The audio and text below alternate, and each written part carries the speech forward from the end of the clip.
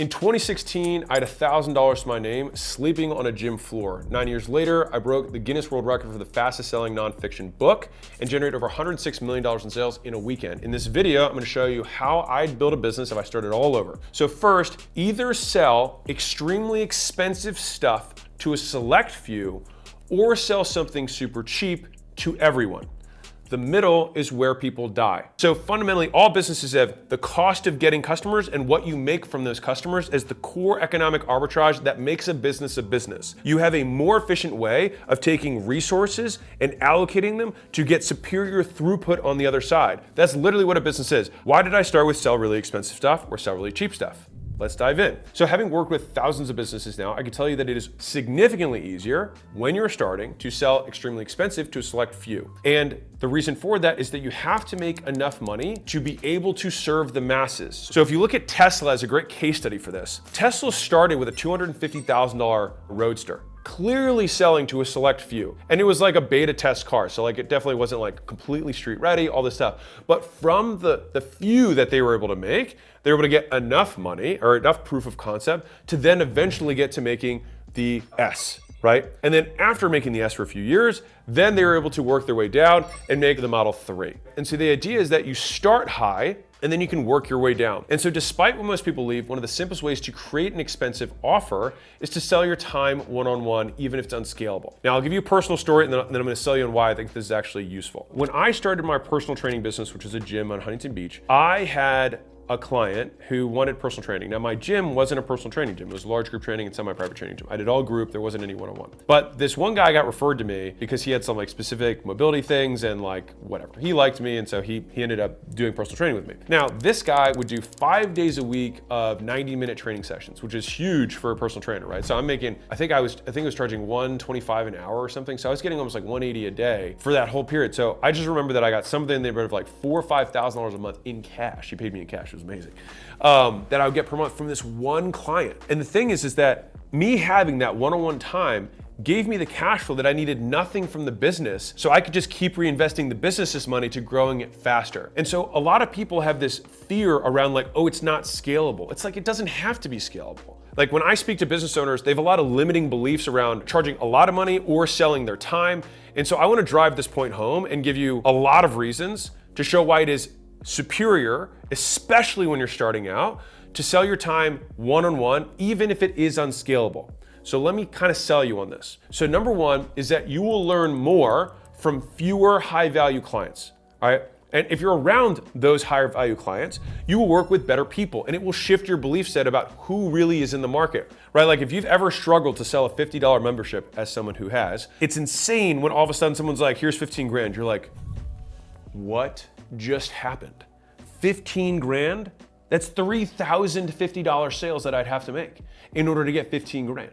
That's how absurd that is. But when that happens again and again, it shifts how you see money and what services you think about creating. The next one that people get hung up on is like, well, I don't want to sell my time because selling your time is what poor people do. Let me learn you some stuff, all right? Which is every single person on planet Earth earns money per hour. They just don't necessarily denote it per hour. But all you have to do is take what you made last year, divide it by 2,000, and guess what? Voila, you have your hourly rate, which means you worked 40 hours a week, assuming you work 40. And so even if you work project-wise, you spent a certain amount of time on that project and you were remunerated, little fancy word. You got paid based on that work.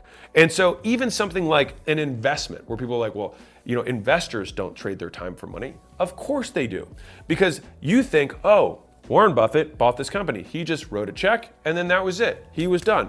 But what we're not taking into consideration is the amount of analysis that he does on macro markets, the amount of research that he's doing on a regular basis, the 1,000 other deals that he did all the due diligence on, then to say no, to only decide to do this one deal. So when you take all of that work in aggregate, for sure he's working. Now, after he makes the investment, assuming he has no effort inside of it, which isn't always true, but assuming he had none, then at that point, he would get increasingly larger returns, but still on a fixed amount of time that he put in. So the proof point is you live in time and you earn money in time, which means everyone has an hourly rate. And so the idea here is that as long as the thing that you sell your hourly rate for is more than you currently own, you will make more. Next point, when you are doing one-on-one, especially in the beginning, you have significantly more flexibility in delivery. That means because it's one-on-one, you can change things on the fly. And also, when you have fewer clients, you can make these kind of quick iterations. So this kind of relates back to the first point of like, you learn a lot faster when you can just have these tiny little pivots. You don't have to change these systems. You don't have to retrain staff. You don't have to you don't have to recode. You don't have to have the scalable solution fixed perfectly. It's a great way to beta test ideas. The next one is that because you can still cap the time that you choose to spend with clients, you can still make sure that you're allocating as much time as you need to do everything else. And one of the big lessons that I've learned in terms of making more money is that when you have demand, cut supply. And so when you cut supply, what does that do? Why is the acquisition.com logo two concepts? Leverage, which is a fulcrum, and then a supply-demand curve. Because those are, in my opinion, the two most powerful concepts in business. And so when you have supply and demand at work, which we do, the reason one-on-one is so powerful is because the supply is so contracted, so fixed, it's so small. And so it forces, as long as you don't have limiting beliefs, which is why I'm trying to make this for you, it forces you to raise your price. And so the next one, and this is controversial, you make the money. Nobody else does. If you trade your time for the money, you have 100% margin. It's fantastic. Now, some people are like, well, hey, my hourly rate. It's not though. You're awake. Your hourly rate is the food that kept you alive. That is your hourly rate. Beyond that, the rest of it goes in your pocket. And so what people lack consideration of is like every business can have 5 one-on-one clients. Now, when you're like, how would I do this in a lawn care business? Well, it's just who's gonna be your account rep. You can say some people get your cell phone and some people get the account rep's phone. Who's gonna lead who's gonna actually design the whole garden? Is it just one of my guys or is it gonna be me? There's always an opportunity to make yourself the super premium version of whatever it is that you have. Now, here's a fun one. I wanna break this belief because I know the next one that comes up, which is, it's still just not worth my time. Bro, it is worth your time if I gave you $1 trillion. And so the idea here is not, is it worth my time? It's you have to fix the price so that it is worth your time. Not you would begrudgingly do it or think to yourself, well, no one would ever buy that or no one would ever spend that money or I think someone would be crazy. Fine, let them be crazy. Let people live a little bit. Let them be wild. Let them be a little spicy. If they want to pay you more money, you should give them the opportunity to do so. That's the point here. Now, what else happens when you have a super high ticket, unscalable, premium, one-on-one experience? You lift your entire brand. Because if you charge $10,000 an hour, something absurd, doesn't matter. And the thing that you have is $100, you can then have a very natural narrative of, listen, a lot of people can't afford to work with me one-on-one, and that's totally cool. I've taken the lessons I have here and I put them in a scalable format for everyone. It literally increases the perceived value, not just from the anchor effect, but from the narrative, the association, the branding that occurs as a result. Because even if you charge that and no one ever buys it, they still assume, because that is the narrative and that's what you put in front of them, that big price tag, the value associated with it, still gets transferred to a degree to the lesser thing that you have that might be scalable. Every business can do this. This is the action step before we get into tactics on how we can make something be perceived as more valuable.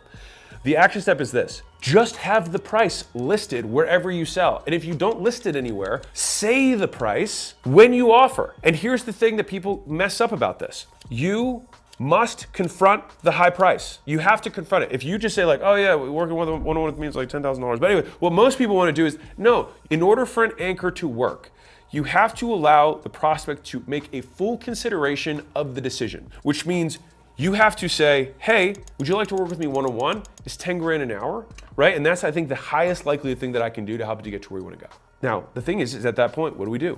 We shut up. We let them talk. Why? Because talking might result in them saying yes. And if they say yes, you get money. And that's amazing, right? And so we're at this point, right? Now, if they then balk, you say, don't worry, I'm gonna pull out a couple of the components of this and give you this thing that has 90% of the elements of this first thing, but it's significantly more scalable. How's that work for you? They're like, oh my God, thanks so much. This sounds amazing. This is exactly what I need. And they buy. But the thing is even if, and let me do the math for you, because this is important. Let's say you have a $100 thing and you have a $1,000 thing. And let's say of the 100 people, 10 of the 100 are buying the really expensive thing. So 90% of people buy the $100 thing. What does that do to your business? Guess what it does? It doubles the revenue of your business. And not only that, all of that incremental revenue, the stuff that came from those top 10 people, is 100% margin. So let's say that on your 100, you make 40% margin. So you're actually making $40 on those 90 people. So you're making $3,600 in profit off of 90 of your 100 buyers. Now of the other 10, you make 10 times 1,000, so you make $10,000. So you actually make 3 times the profit on your expensive thing and 1 times the profit on your cheaper thing. So 3/4 of what you make comes from this thing. That's why people miss it, is they don't get the math behind it. You have the expensive thing because even in tiny, tiny volumes, lots of zeros still add up. And so if you're getting started, I would strongly recommend, even if you have a scalable thing, even if you're on school, you have a community, you charge $100 a month, whatever it is, have something that's $1,000 a month. Have something that's $10,000 one time.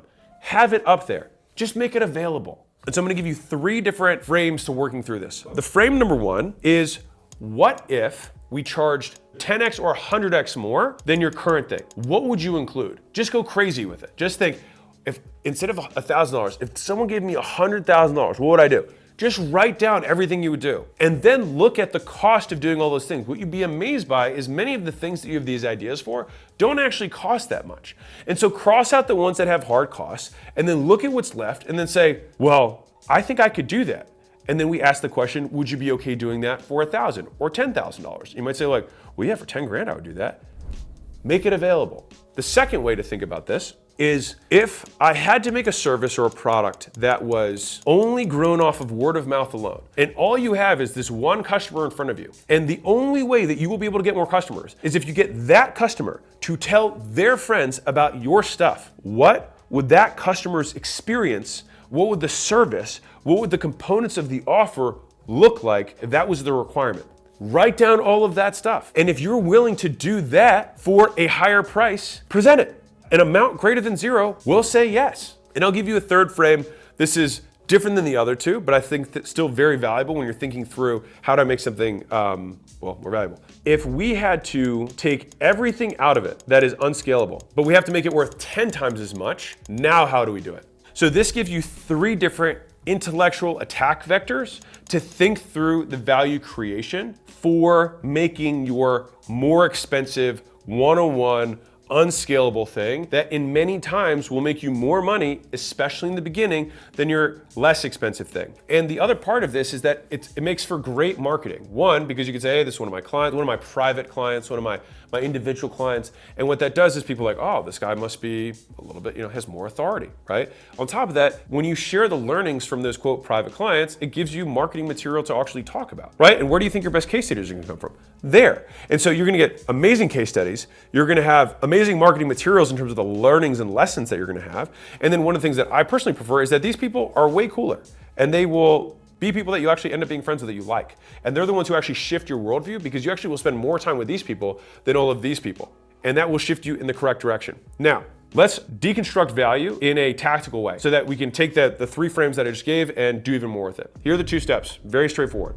Pick the right avatar. Do not try to make your unscalable expensive thing and then think about the person who's currently buying your thing for $100 and think, what would this $100 person be willing to spend $1,000 for? Do not think that. Likely, the person that's gonna spend the $1,000 is a different person. So you have to think about that person, not the person underneath. Next, once you have this avatar, they have the money, they feel the pain, they're easy to reach, right? Then we have to think, how can we describe their pain more accurately than they can describe it themselves? And so the big hack, and this is also new with some of the AI stuff that's out there, is go into the books that people are buying in your niche and then extract the reviews and then get the quotes that are specific to their pain. And so one of the really interesting things about copy is that if you can articulate someone's problem better than they can, they will inherently believe that you can solve it. So this is what we're talking about, the dream outcome. It's like, make sure we're talking about the right avatar, about what they really want in the way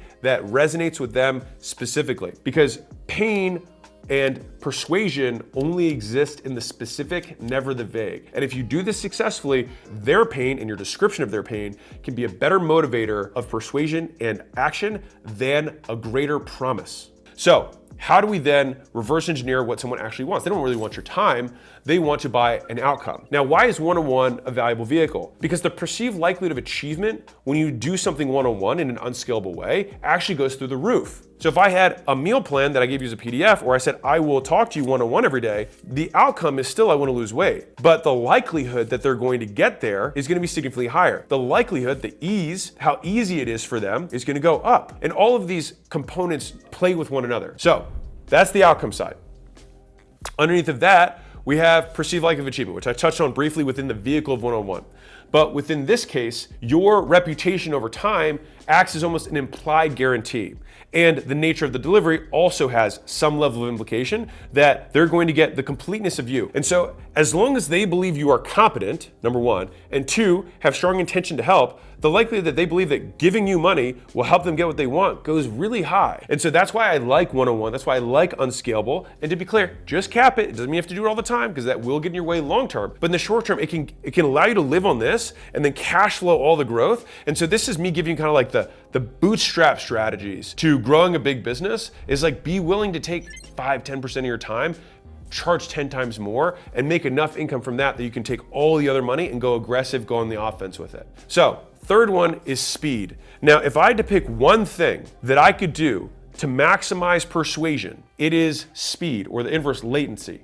How do I decrease latency? How do I increase speed so I can make sure the outcome happens as fast as possible? Because latency beats magnitude 7 days a week and twice on Sunday. The reason that this is important is that it will motivate someone's action to buy more than just about anything else. So you're not going to sell someone who's wealthy on how much money you're going to save them. You'll sell someone who's wealthy based on how much time you're going to save them even more. Because money has an implicit value. Their time is the one that over time will become significantly more valuable than money. One of the things that anyone can do to sell that expensive thing is just take whatever the delivery time you currently have is and cut it in half, cut it in 2/3. And if you have a one-on-one service or a higher tier service that should add a 0 or more, you can just say you will always have priority. You will always be first in line. When I have a new thing, you'll be the first one to see it. Whenever there's an emergency, you'll be the first one to respond. I'll pull someone off a job to come to your house. All of these things are about speed. Those things, like, think about the vectors of value.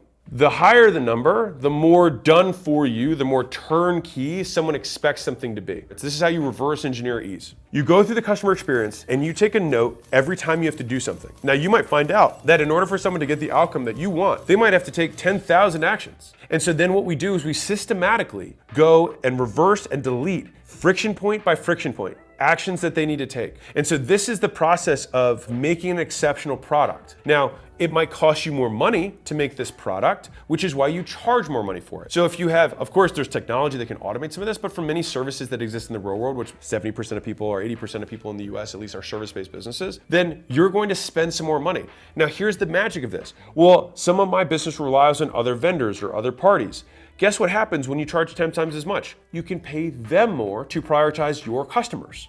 And so this allows you to make your own priority ring on top of that, that allows you to consistently outcompete competition because you pay your vendors, you pay your partners better than anyone else does because you have this service tier. And so the TLDR, big picture, is that no matter what, no matter how many customers you have, if you simply make a 10 times more expensive offer, you will have a percentage likelihood that is greater than 0 that someone will buy it. And when that happens, you will be reinforced for doing so, and I think you will actually see how powerful adding 1, sometimes 2 zeros to your price tag really is. Thank you for coming to my TED Talk. Charge more money.